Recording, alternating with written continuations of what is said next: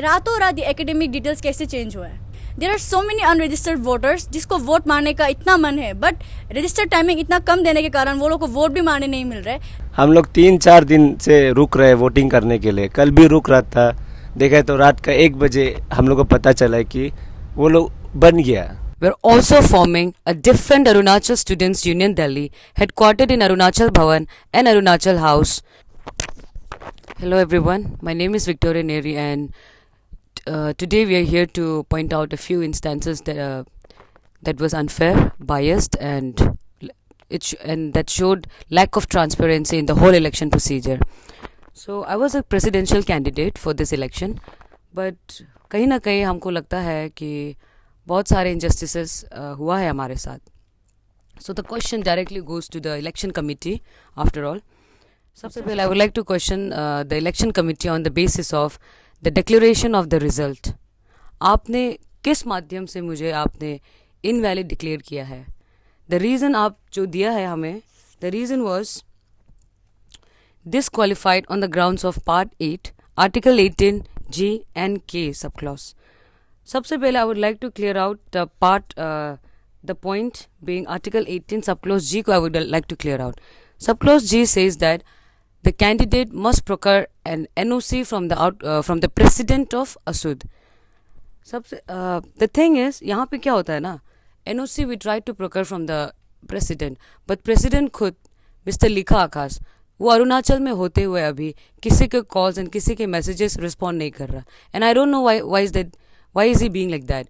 हमें like I tried to contact him, but he was not responding to me. He didn't respond to my messages. So अभी अगर sub clause जी ये कहता है कि on the basis of अगर sub clause ji if they are declaring me disqualified, I don't think that's fair enough. But जब meeting हुआ था कमेटी के साथ, the chief election commissioner वो खुद बताया कि he will not consider this sub clause because the point being me and my fellow candidate for the post of GS हम दोनों का same problem था. And the chief election commissioner ने खुद बोला कि okay, if everybody has that issue then of course this has to be nullified. So in his power he did that.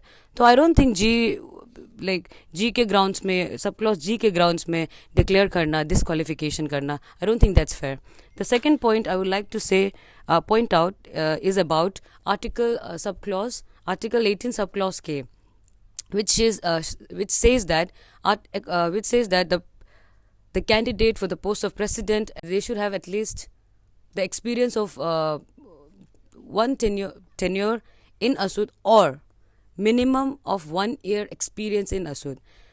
तो first of all तो अगर इस grounds पे अगर आपने मुझे disqualify किया है, I would like to point out Mr. लिखा आकाश again, the outgoing president of ASUD.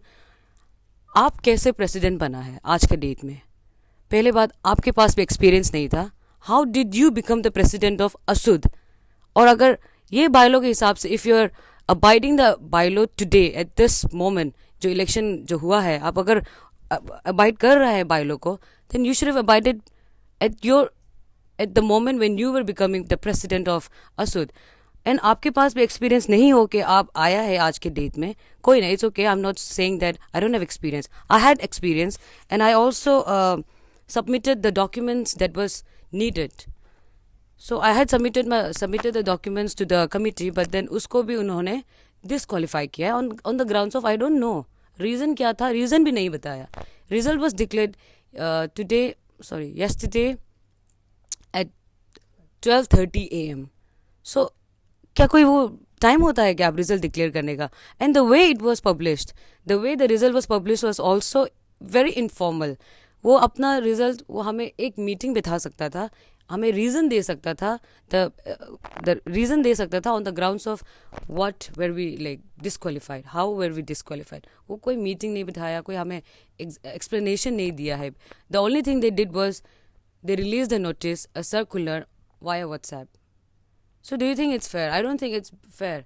The next point that I would like to point out is that now coming to the fees, registration fee. Registration fee was 300 rupees per person and the total number of students that was registered was around 1,000. तो सबसे पहले question to the again committee, registration committee now, आप लोगों ने ये पैसा का किया है? इलेक्शन तो कंडक्ट किया नहीं है, का पैसा का क्या किया आपने? अगर इलेक्शन करवाना नहीं था, आपने पैसा क्यों लिया हमसे? The second thing, again, fee के regarding I would like to say, nomination fee again. Nomination fee per candidate for the post of president हमें मांगा था 50,000 rupees. And there were 4 candidates for the post of president. तो आपने इतना ज़्यादा amount को, I don't know what you did, because election तो हुआ ही नहीं. So basically, where is the money right now? What did you use it for? As a concerned student and as a concerned candidate, मेरे पास तो बहुत सारे points हैं to point out to the election committee and the whole election team or any individual who was actually involved in this process, the whole process to conduct the 38th Asud election 2022. सबसे पहले I would like to question the election committee again on the basis of their integrity. मुझे तो बिल्कुल भी भरोसा नहीं है आपकी इंटीग्रिटी पे. I'll tell you the reason why.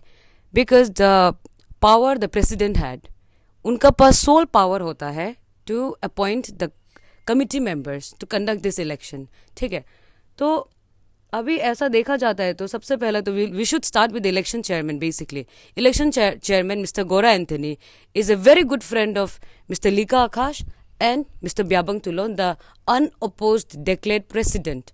So do you think it's fair, and do you think we should be actually trusting the integrity of the whole people or individuals or the whole committee, the team, whoever was responsible in this election?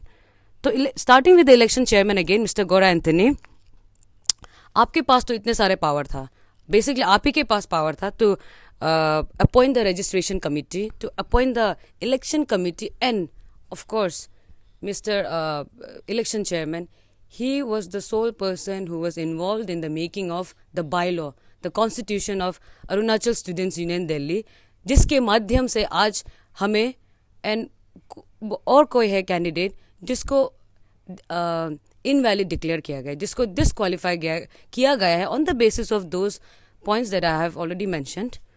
तो election chairman की बात होता है ये integrity पे सवाल, because उनका जो पर्सनल रिलेशनशिप है with the outgoing president whatsoever everybody know, सारे दुनिया को पता है कि उनका रिलेशनशिप क्या है. They are very good friends of course. Now I would like to talk about the election committee. Election committee was basically consisted of 5 members.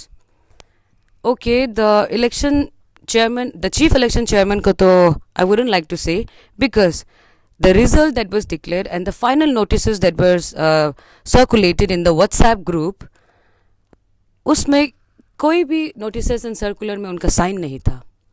So कहीं ना कहीं I don't know why was the reason for that, but the signature and the whole meeting that whatsoever we had, उनकी basis में Mr. Hiputaso, he was also one of the election committee members, उनका signature था हर notices and her circular में, the result and the reason of the result. So the result was declared at 12:30 AM, and the result was, and the reason for the result was declared at after 2 hours from the result timing, वो भी just on the basis of WhatsApp group.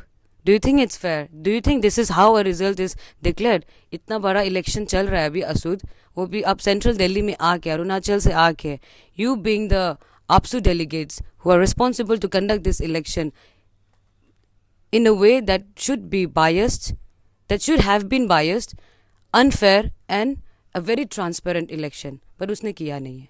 ठीक है, उसके बाद there are few other members that I would like to also question their integrity as election committee, Mr. Tailomdak and Zental Mosu. So these are the few names that I would like to question in this video today, because whatever has happened and whatever has happened to my fellow students in Delhi NCR was very biased. और जो notice और circular हमें पास किया गया था via WhatsApp result के माध्यम से, ठीक है, so the result that was declared on WhatsApp to us was only signed by mister Hiputso, the returning officer.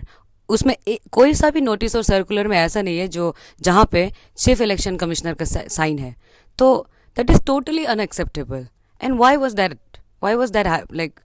It happening? वो हम एक्सेप्ट नहीं करेंगे बिल्कुल भी. Today, as a concerned and a responsible student, आज हम इलेक्शन कमेटी एंड जो registration committee है उनको क्वेश्चन करना चाहता है. जो according to the constitution that's in my hand, उसके रिगार्डिंग जो एक एलिजिबिलिटी क्राइटेरिया होता है एक प्रेसिडेंशियल कैंडिडेट के लिए, जो article 8 clause 3 sub clause D में लिखा हुआ है that he she must be a regular student.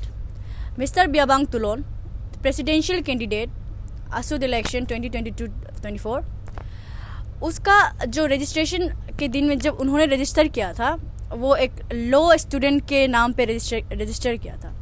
और उन्होंने जो अपना एकेडमिक डिटेल्स में ये दिया कि वो फैकल्टी ऑफ लॉ से DU में वो परस्यू कर रहे हैं.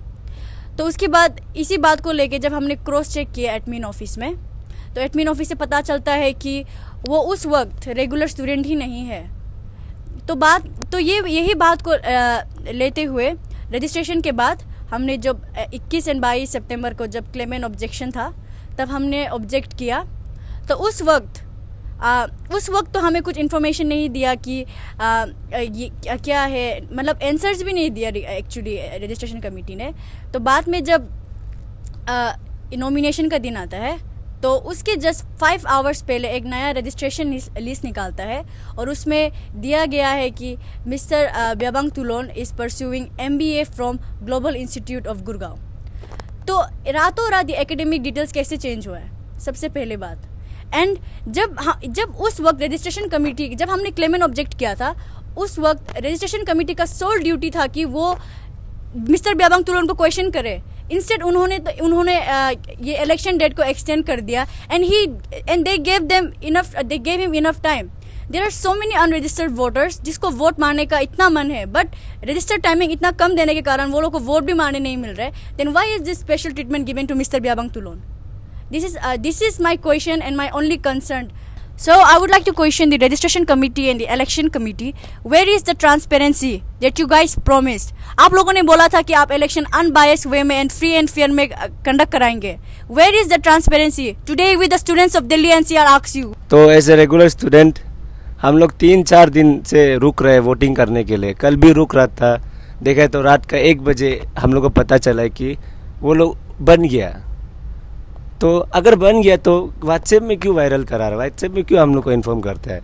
एक अच्छा से वो करो, पोस्टर लगाओ, उसमें नोटिस चिपकाओ कि ये बन गया, क्लियर करो ना.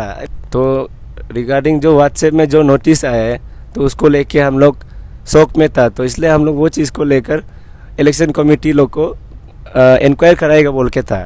बट वो लोग के लिए हम लोग रात भर रुका है, दिन भर रुका है, लेकिन बाद में पता चला है वो लोग भाग गया बोल के. Therefore, on this day, 9th October 2022, we declare that we're also forming a different Arunachal Students Union Delhi, headquartered in Arunachal Bhavan and Arunachal House. And if anything happens in the coming days, the election committee will solely be responsible for that. Thank you.